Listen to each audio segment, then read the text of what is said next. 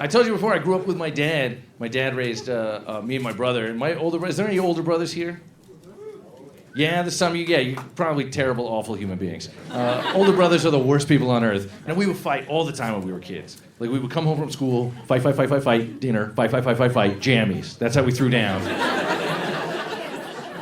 And my brother was older than me, right? So he's bigger and stronger, so he could always win. But he wasn't content to just, like, merely win in a fight, because he's an older brother, a diabolical, like, James Bond villain. So he'd, like, put my head in a closet door and slam it and then giggle.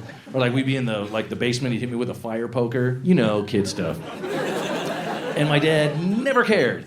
My dad never cared because we only had two firm stated rules in our house growing up. No punching in the back and don't block the TV. That's it. For my whole life. And I was just like, think we get a couple more rules, Dad, so I survive childhood? Nope, you'll be fine.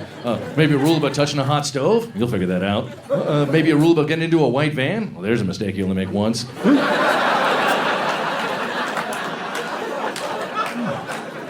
Guess we'll go ahead and raise ourselves then, Dad. Although the no punching in the back thing was handy for me because my brother's favorite move was called the Falcon, where he just punched me right between the shoulder blades and I go, so much.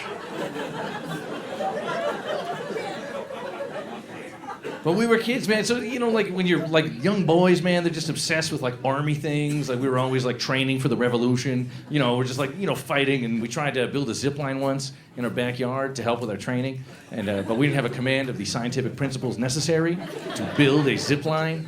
We had two trees in our backyard, and we didn't understand, for instance, the concept of friction. So we found an extension cord in a field, and we thought, perfect.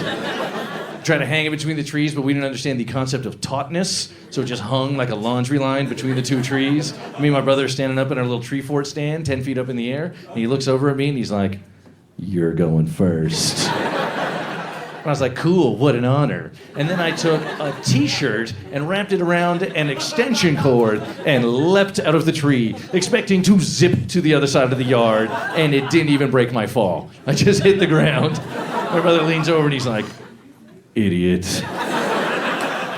You did it wrong." And then he did the exact same thing right after me. He landed right on top of me, just two junior Galileos experimenting with gravity.